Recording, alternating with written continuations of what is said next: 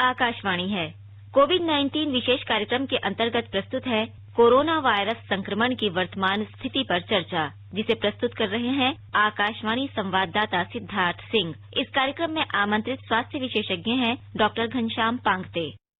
नमस्कार श्रोताओं, आकाशवाणी के समाचार सेवा प्रभाग द्वारा कोरोना जागरूकता श्रृंखला के इस विशेष कार्यक्रम में आपका स्वागत है। और आज के इस एडिशन के साथ मैं हूं सिद्धार्थ सिंह। भगवान बुद्ध ने कहा था, एक मोमबत्ती से हजारों मोमबत्तियां जलाई जा सकती हैं और इससे उस मोमबत्ती का जीवन कभी कम नहीं होगा। ठीक इसी तरह खुशी भी कभी बांटने से घटती नहीं है। Thousands of candles can be lighted from a single candle and the life of the candle will be shortened. Happiness never decrease by being shared. तो इसलिए कोरोना के इस युग में हमें अपने साथ दूसरों का भी ध्यान रखना है। आप खुद जागरूक रहकर दूसरों को भी जागरूक कर सकते हैं। इस तरह एक जागरूक समाज कोरोना के विरुद्ध ढाल बनकर खड़ा हो सकता है। इसलिए हम आपसे यही अनुरोध करेंगे कि आप मास्क लगाइए, हैंड हाइजीन के साथ सोशल डिस्टेंसिंग बनाए रखिए, क्योंकि बचाव और सावधानी ही कोरोना का इलाज है। श्रोताओं, कोरोना को लेकर आपके मन में चल रहे तमाम सवालों का जवाब देने के लिए हमारे आज के इस विशेष फोन इन कार्यक्रम में हमारे साथ हैं लेडी हार्डिंग्स मेडिकल कॉलेज नई दिल्ली के मेडिसिन विभाग के professor doctor Ghanshyam Pangte. Doctor Ghanshyam, आपका आज के इस विशेष कार्यक्रम में स्वागत है। धन्यवाद सिद्धार्थ जी, बहुत बहुत धन्यवाद।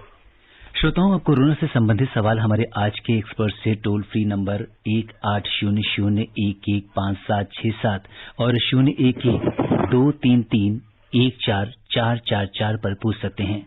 अगर आप सोशल मीडिया का इस्तेमाल करते हैं तो आप हमारे ट्विटर हैंडल @AIR News पर #AskAIR पर अपने सवाल पोस्ट कर सकते हैं। डॉक्टर घनश्याम, आज अपनी चर्चा की शुरुआत विश्व स्वास्थ्य संगठन के उस वक्तव्य से करते हैं जिसमें WHO ने कोरोना संक्रमण का फैलाव रोकने में भारत सरकार की सराहना की है। WHO की chief scientist doctor Soumya Swaminathan ने भारत की सराहना की और ये कहा है कि जिस तरीके से देश ने समस्या का सामना किया है, चाहे वो टेस्टिंग किट्स की बात हो या फिर लॉकडाउन जैसी चीजों को लेकर सरकार द्वारा लिए गए फैसलों की। और जैसा कि डॉक्टर साहब हमने देखा है कि दिल्ली में सरदार वल्लभ भाई पटेल कोविड अस्पताल, जिसमें 1000 बेड और 250 आईसीयू हैं, ये भी शुरू हो गया है। और यहाँ पे खास बात यह है कि इसका निर्माण कार्य मात्र 12 दिन में किया गया है। इसके साथ ही 10,000 बेड्स की क्षमता वाला विश्व का सबसे बड़ा कोविड अस्पताल भी दिल्ली में शुरू हो गया है। डॉक्टर घनश्याम, क्या कुछ कहना चाहेंगे इन उपलब्धियों पर और WHO के इस वक्तव्य पर? बिल्कुल सिद्धार्थ जी, मैं ये कहना चाहूंगा कि भारतीय सरकार एवं हेल्थ मिनिस्ट्री ने बहुत ही मेहनत की है इस कोरोना को कंट्रोल करने में, और जिस तरह से रिजल्ट्स आ रहे हैं, मैं कहूंगा कि ये बहुत ही अच्छे रिजल्ट्स हैं और हमारी जितनी मेहनत थी वो काफी कारगर रही है। और जैसे कि आपने पहले ही बताया कि हम लोग अभी शुरू से जितने भी टेस्ट हैं RT-PCR से कर रहे थे। हमारा बहुत बड़ा देश है, हमारे जनसंख्या लगभग 135 करोड़ लोग हैं जी। तो हमें बहुत ही शुरू से बहुत समझ से काम लेना था। और हमारी जनसंख्या, अगर आप हमारे दिल्ली जो कि राजधानी है, उसकी जनसंख्या लगभग 2 करोड़ है। तो हमारे कुछ एरिया इतने ज्यादा डेंसली पॉपुलेटेड है, इतने सारे स्लम्स हैं कि इतने सारे लोग जो इनके पास घर भी नहीं है, उनको टेस्ट करना, आइसोलेट करना, ये बहुत बड़ा कार्य था। तो सरकार ने बिल्कुल टाइम पे जितने भी बाहर से हमारे यात्री आए, उन सबको ठीक टाइम पे टेस्ट किया, उनको एयरपोर्ट में सबकी चेकिंग की, सिम्टम्स चेक किए और उसके बाद उन सबको आइसोलेट भी किया और कुछ को क्वारंटाइन किया। तो इसी का रिजल्ट है आज लगभग ये 31 दिसंबर के अराउंड पिछले साल ये कोरोना की डिजीज चाइना से बाहर आया और भारत में लगभग फरवरी में पहला केस आया। तो आज हमारे पास 4 महीने हो गए हैं। अगर आप देखें हमारी नंबर ऑफ केसेस कहें तो 6,80,70,000 हमारे केसेस हैं और हमारी पॉपुलेशन लगभग 135 करोड़ है। अभी हम 1 करोड़ से बहुत दूर है, हमने 1% भी टच नहीं किया है। ये सिर्फ सरकार और पूरे हमारे देशवासियों की मेहनत का रंग है कि हमने अभी 1% लोगों को भी इन्फेक्ट नहीं हुए हैं हम लोग, और हम लोग अभी तक ठीक से चल रहे हैं। हमारे अस्पताल भी रेगुलरली बढ़ते जा रहे हैं। हम लोगों ने बहुत सारे प्रोटेक्टिव इक्विपमेंट PPE भी काफी अपने देशों में अब बनाने शुरू कर दिए हैं। तो मुझे ये लगता है कि हम लोग अभी जिस पथ पे चल रहे हैं, अभी तक हमने जितना भी कार्य किया है, बिल्कुल ठीक चल रहा है और होप करते हैं कि आगे के 1-2 महीने में हम और बेटर करें और हम इस कोरोना को कंट्रोल कर पाएंगे। बिल्कुल। और डॉक्टर घनश्याम, अब हम बात करते हैं उस वैक्सीन की जिसकी चर्चा पूरे विश्व में हो रही है। हम बात कर रहे हैं भारत बायोटेक द्वारा निर्मित कोवैक्सीन टीके की और जाइडस कैडिला द्वारा विकसित ज़ाइको डी वैक्सीन की। और इस तरह हम देख रहे हैं कि भारत भी कोविड-19 के लिए दुनिया भर में तैयार किए जा रहे टीकों की होड़ में शामिल हो गया है। और कोविड की अगर हम बात करें तो 140 से अधिक टीकों में से कोवैक्सीन और ज़ाइको डी सहित 11 टीकों का लोगों पर परीक्षण भी शुरू कर दिया गया है। कितनी बड़ी उपलब्धि आप इसे मानते हैं? हाँ, बिल्कुल। अभी अगर आप इस चिकित्सा विज्ञान को देखें तो बहुत प्रगति हुई है और भारत ने भी बहुत सारी इस तरह की vaccine as well as medicine पे बहुत कुछ कार्य हुआ है। ये रिसेंटली भारत बायोटेक की वैक्सीन का भी चर्चा में है पिछले 2-4 दिनों से। इस पे ट्रायल चल रहे हैं। ऑल्दो आप सभी दर्शकों के लिए जानना आवश्यक होगा कि हर वैक्सीन का या दवाइयों का ट्रायल फेज 1, 2, 3 से होते हुए चौथे में पहुंचता है, तब ये मार्केट में आती है। तो मैं कहूंगा कि वैक्सीन अभी बहुत जरूरी है, बट मुझे इस पे बहुत अभी we can not be very confident कि ये सफल होगी नहीं होगी। ऑल्दो हमारे पास बहुत सारी वैक्सीन है। आपने बोला 140 वैक्सीन थी, इनमें करीबन 4-5 वैक्सीन फेज 2 to 3 स्टेजेस में पहुंच चुकी है और बहुत अच्छे रिजल्ट्स आ रहे हैं। इसी तरह बायोटेक के भी रिजल्ट जहां तक सुनने में आए हैं कि वो अच्छे हैं और ये एकमात्र वैक्सीन होगी भारत की जो कि इसके चांसेस है कि टाइम पे आ जाए। कहने को तो कह रहे हैं 15 अगस्त तक आ जाए, बट थोड़े से चांसेस कम है कि एग्जैक्ट डेट पे आ जाए। बट अगर ये सितंबर अक्टूबर में भी आ जाए तो मैं कहूंगा ये सफलता रहेगी भारतीय वैज्ञानिकों की और भारतीय हेल्थ मिनिस्ट्री की। अगर अगस्त 15 को आ जाए तो बहुत ही बढ़िया होगा। मेरे हिसाब से September October is also very good, अगर ये सक्सेसफुली रहे और इससे ज्यादा एडवर्स इफेक्ट ना रहे। बिल्कुल। और डॉक्टर घनश्याम, जैसा कि हमारे माननीय प्रधानमंत्री भी कहते रहते हैं कि जब तक वैक्सीन नहीं आती तब तक हम नागरिकों की जिम्मेदारी बहुत ज्यादा हो जाती है और हमें बहुत ही सावधान रहना होगा, जागरूक रहना होगा कोरोना को लेकर। तो किस तरह की हम नागरिकों को सावधानी और जागरूकता रखनी है? बिल्कुल। हमारे मोदी जी प्रधानमंत्री जी ने पहले ही सबको सचेत कर दिया है कि हमें अपना सबको आत्मनिर्भर भी रहना है और अपने फैमिली का और अपने नेबरहुड का पूरा ख्याल रखना है। तो इसमें जैसा कि आपने पहले ही सबको शुरू में बताया था कि हैंड हाइजीन, सोशल डिस्टेंसिंग, 2 गज की दूरी और तभी बाहर निकले जब आपका बहुत ही जरूरी और आवश्यक कार्य हो। अदरवाइज आप बिना बात के मार्केट में या बाहर न घूमें, क्योंकि ये इन्फेक्शन बहुत ही कंटेजियस है। अगर आप किसी के पास बिना मास्क के जाते हैं, मास्क भी बहुत जरूरी है, तो और दूसरे ने भी मास्क नहीं पहना तो चांसेस ऑफ इन्फेक्शन बहुत बढ़ जाते हैं और इससे क्या होगा कि बहुत सारे लोग एक साथ इन्फेक्ट हो जाएंगे। तो हमारे यहाँ क्योंकि थोड़ा सा हमारे यहाँ हेल्थ जो इंफ्रास्ट्रक्चर है, number of hospitals, ventilator beds और critical care beds, ICU beds, वो थोड़े से कम है कंपेयर टू वेस्टर्न कंट्रीज और compare to our population also. तो जनसंख्या के हिसाब से उतने नहीं है।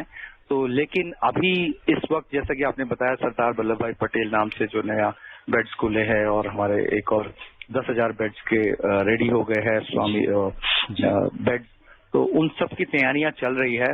बट फिर भी हम सब की अपनी जिम्मेदारी है कि हम जितने कम से कम मरीजों को, जितने से कम कोरोना वायरस पीड़ित लोगों को अस्पताल में भर्ती होने की जरूरत पड़े वो कम से कम हो, ताकि इस पैंडेमिक को, इस बीमारी को हम ठीक से इलाज कर सके और ठीक से इसको कवर अप कर पाए।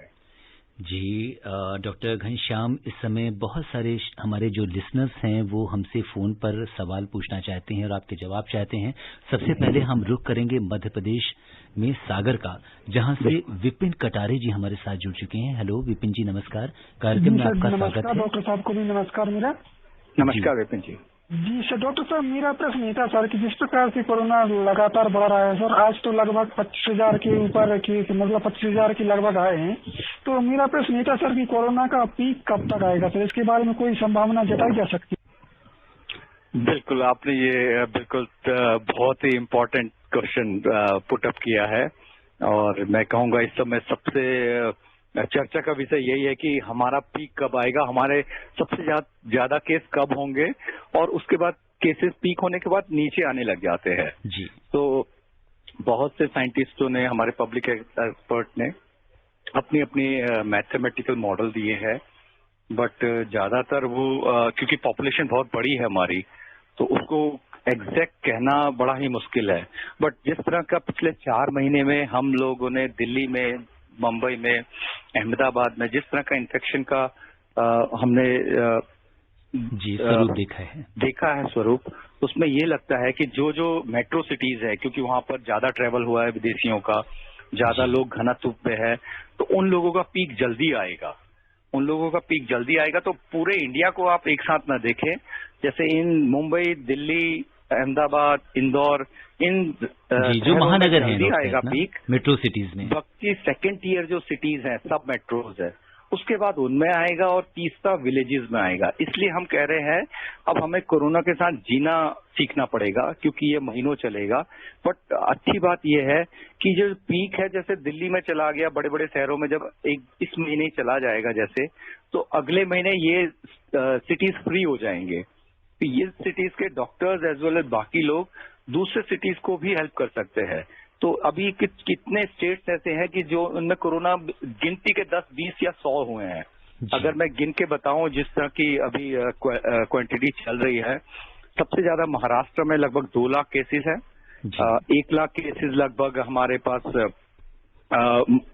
एक दिल्ली में है, लगभग 99 क्रॉस कर चुका है, और तीसरा स्टेट मेरे ख्याल से अभी भूल रहा हूँ, मेरे ख्याल से तीसरा। जी डॉक्टर साहब, इस बीच हम एक कॉलर से बात कर लेते हैं। आपने मुंबई का जिक्र किया है, और हमारे साथ मुंबई से ही जुड़ चुके हैं सतीश विश्वकर्मा जी। उनसे जानते हैं उनका क्या सवाल है। सतीश जी नमस्कार, कार्यक्रम में आपका स्वागत है। नमस्कार। और सर आपको, डॉक्टर साहब को भी नमस्कार, और ये प्रोग्राम शुरू करने के लिए बहुत बहुत धन्यवाद। इससे बहुत लोगों को जानकारियाँ मिल रही है। सर मैं ये पूछना चाहता हूँ कि बहुत सी केसेस ऐसे मैंने देखी है, जैसे किसी और कारण भी अगर डेथ हो जाती है तो उसको भी कोरोना के हिसाब से ही उसका क्रियाक्रम कर देते हैं, बॉडी नहीं देते हैं। और एक सवाल और है मेरा कि सर जो दिल्ली में प्लाज्मा थेरेपी जो बताते हैं कि कोई अगर कोरोना से रिकवर हुआ पेशेंट है, उसका ब्लड लेके किसी अन्य पेशेंट को देते हैं तो वो ठीक होने में उसकी मदद होती है। तो अगर ऐसा होता तो सर, जैसे टीबी का भी मरीज अगर ठीक हो जाए तो उसका भी प्लाज्मा लेके किसी दूसरे टीबी मरीज को भी दे सकते हैं या?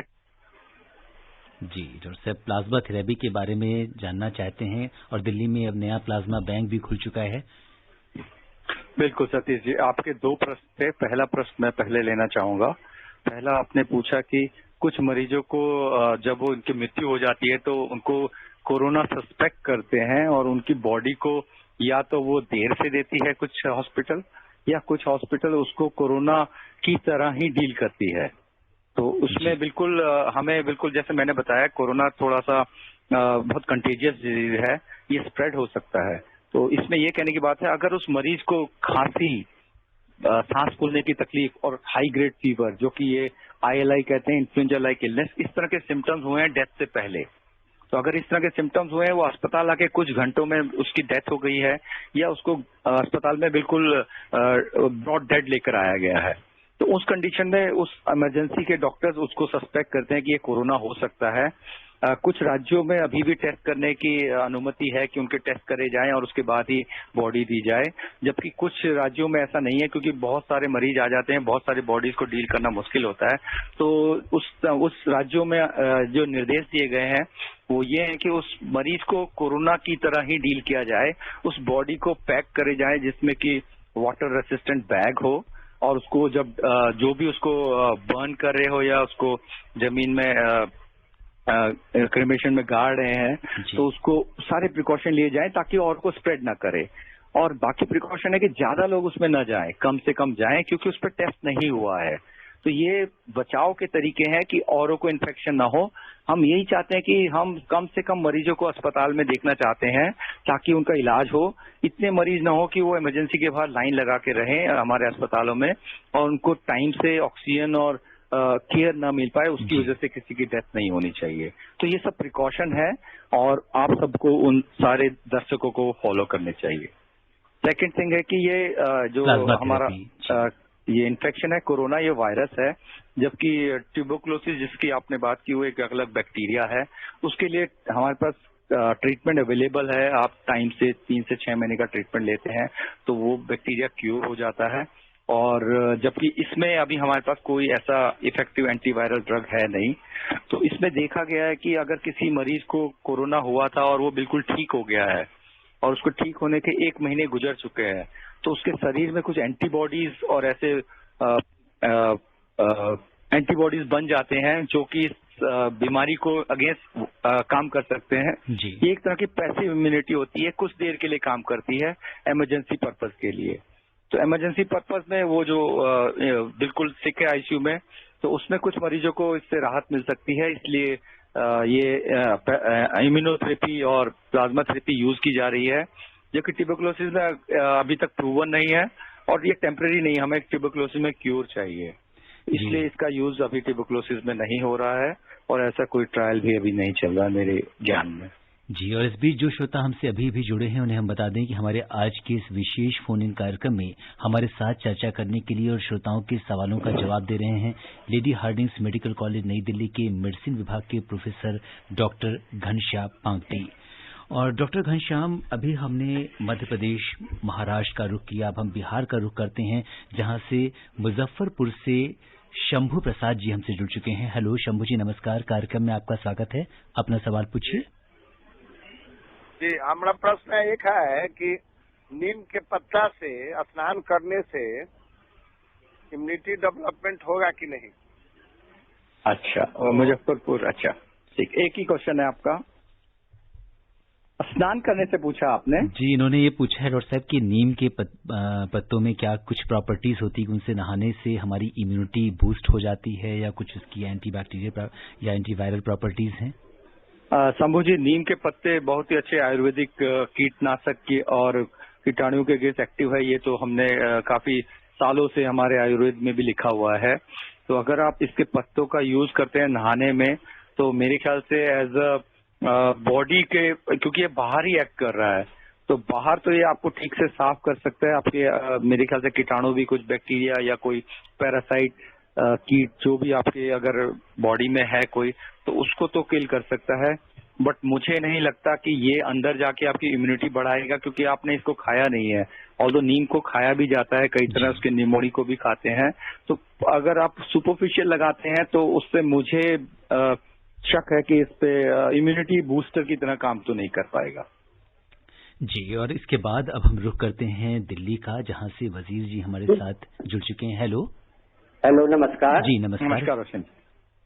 मैं ये जानना रहा था सर, जिसमें कोई सिस्टम नहीं है तो क्या वो प्लाज्मा डोनेट कर सकता है? और मेरा दूसरा सवाल ये है सर कि हमारे देश में इतने लोग जागरूक है, फिर भी हमारे देश से दूसरे देश वालों ने बहुत सारे सीख लिए और थोड़ा थोड़ा कंट्रोल कर रहे हैं और हमारे देश में बार बार केस लगातार बढ़ती जा रही है। तो क्या हमारे देश में क्या आबादी है फिर भी क्या हमारे जांच मशीन कम है या लोग उस पे ध्यान नहीं दे रहे हैं? क्या कारण है सर जो केस लगातार जो बढ़ रही है? अच्छा, मैं पहले आपका पीक वाला क्वेश्चन लूंगा कि हमारे यहाँ केसेस क्यों बढ़ रहे हैं, ठीक है? तो इसमें ये मैं फिर से आपको ये बताना चाहूंगा कि हम लोग पूरी मेहनत कर रहे हैं। जितने भी किट, जितने भी अस्पताल, जितने भी हमारे पास लैब थे, हमने सारी यूज की है। हमने किसी में भी कोई कतोहत या कोई भी कमी नहीं रखी है। हम लोग 1 करोड़ के लक्ष्य को ऑलमोस्ट पूरा करने वाले हैं। 98 लाख से ज्यादा टेस्टिंग की जा चुकी है अब तक। बिल्कुल, टेस्ट हम बढ़ा रहे हैं। हमारे पास 2-3 नई तरह के एंटीबॉडी टेस्ट आ गए हैं, हमारे पास एंटीजन टेस्ट आ गए हैं।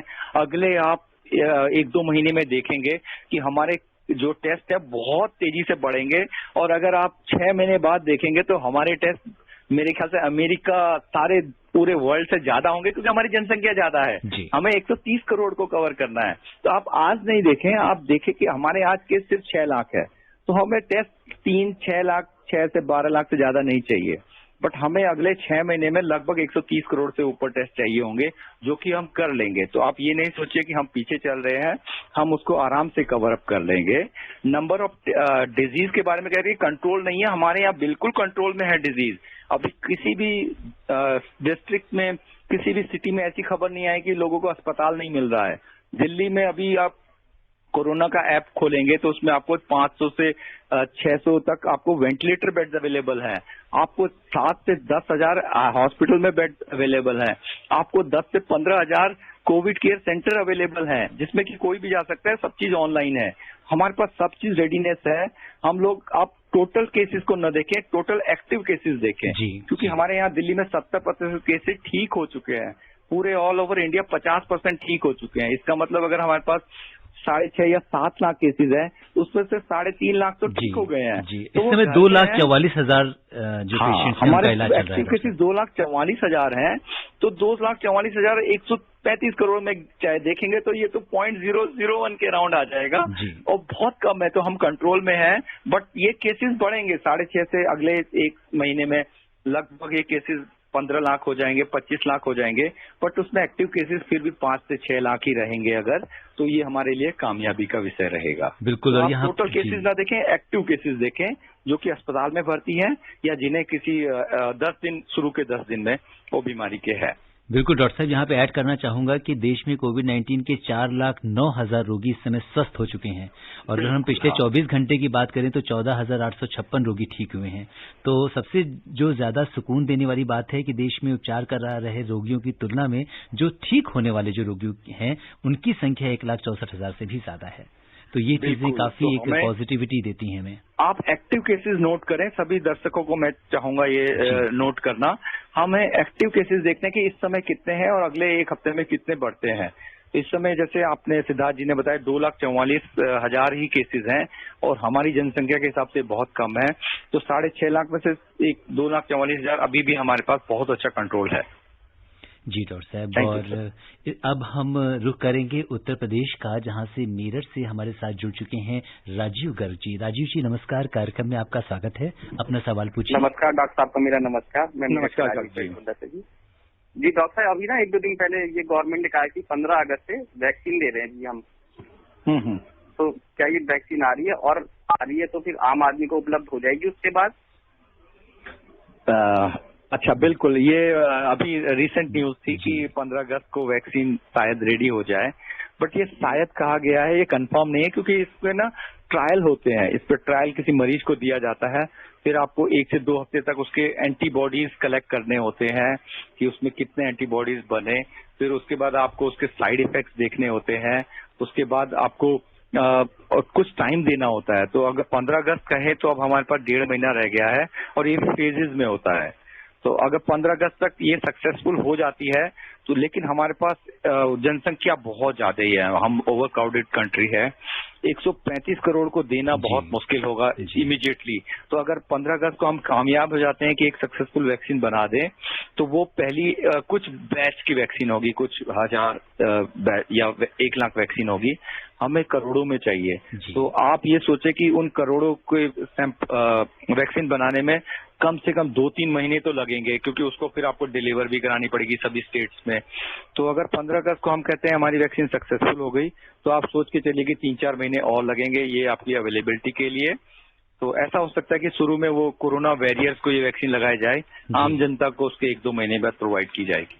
बिल्कुल डॉक्टर साहब, ये अपने आप में बहुत बड़ी बात है कि जिस तरीके से, जैसा कि हमारे प्रधानमंत्री भी कहते हैं कि जय जवान जय किसान और उसके बाद जय अनुसंधान, तो अनुसंधान के क्षेत्र में भी हमारा देश निरंतर आगे बढ़ रहा है। और अगर हम टोटल वैक्सीन मार्केट की बात करें तो 60% जो हिस्सेदारी है वो हमारे देश की है।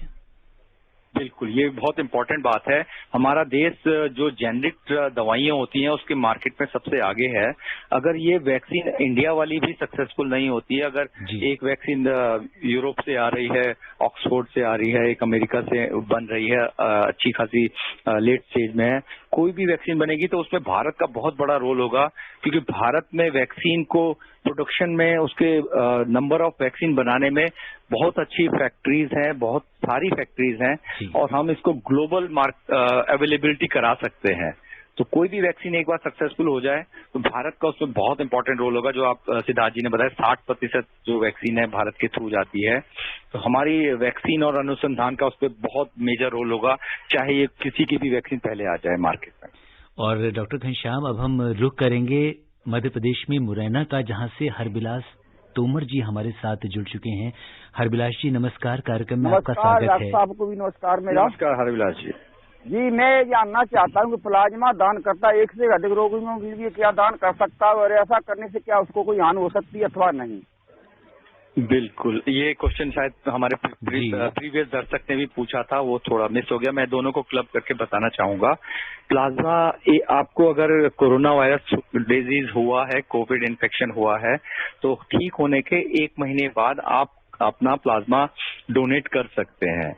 इसमें ये देखा गया है कि जिस मरीज को, कोरोना वायरस मरीज को कम से कम सिम्टम्स हुए हैं, जिसको कुछ 1-2 दिन का बुखार हुआ या हल्की सी खांसी हुई, उसके एंटीबॉडीज उतने अच्छे नहीं बनते हैं। तो जिसको कुछ सिग्निफिकेंट सिम्टम्स हुए हैं, किसी को लंबा बुखार हुआ है, 5-6 दिन बहुत हाई ग्रेड हुआ है, उसको अच्छी खासी 7-8 दिन की खांसी थी, उसको बहुत सिवियर हेडेक या मसल में पेन, जो कि वायरल डिजीज के सिम्टम्स हैं, और थोड़ी बहुत सांस भी फूली थी, ज्यादा फूलती है तो उसके एंटीबॉडीज ज्यादा बनते हैं। तो अगर इस तरह के 2 से ज्यादा सिम्टम्स होते हैं या 2 सिम्टम्स होते हैं तो उसके एंटीबॉडीज बनने के बहुत अच्छे चांसेस हैं, और उसके 1 महीने बाद वो दान कर सकता है। नॉर्मली जो हम ब्लड देते हैं, ब्लड के 2 पार्ट होते हैं, एक आरबीसी, डब्ल्यूबीसी या सेल्स कहते हैं, जो कि उसमें ब्लड में घूमते हैं, दूसरा तरल पदार्थ होता है प्लाज्मा।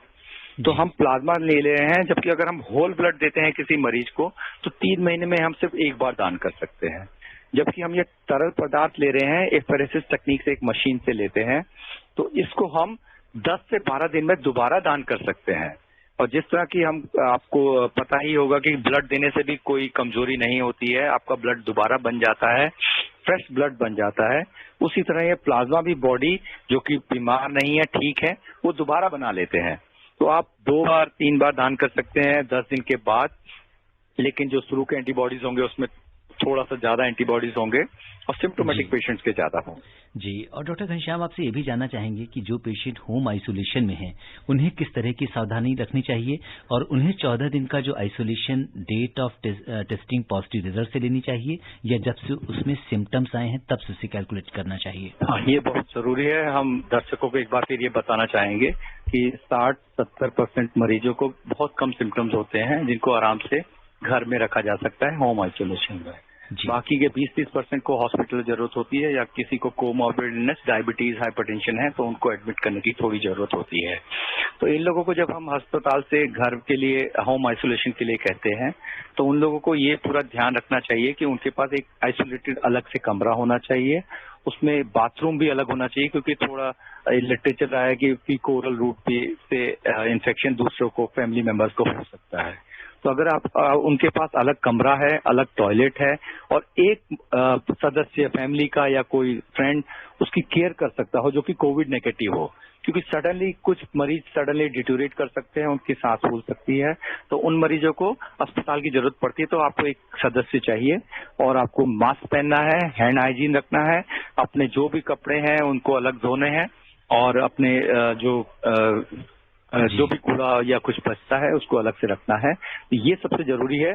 और जब भी आप सिम्टम ज्यादा होते हैं, खासकर सांस फूलना या नीला पड़ना, आपको अस्पताल में फोन करना है और हेल्प लेंगे। जी, और समय अब हमें इजाजत नहीं दे रहा कि हम इस चर्चा को आगे बढ़ाएं। डॉक्टर घनश्याम, आप कोविड-19 के इस विशेष कार्यक्रम से जुड़े और आपने हमारे श्रोताओं के प्रश्नों का उत्तर दिया, आपका बहुत बहुत धन्यवाद। बहुत बहुत धन्यवाद सिद्धार्थ जी, आपने हमें बुलाया, थैंक यू। श्रोताओं, आज के अंक में बस इतना ही। चलते चलते आपसे यही कहेंगे कि वाकिफ कहाँ जमाना हमारी उड़ान से, वो और थे जो हार गए आसमान से। आप अपनी हिम्मत और हौसला यूं ही बनाए रखिए, साथ ही आप स्वस्थ और सुरक्षित रहते हुए दूसरों को भी सुरक्षित रखिए। इसी कामना के साथ दीजिए मुझे अनुमति। नमस्कार।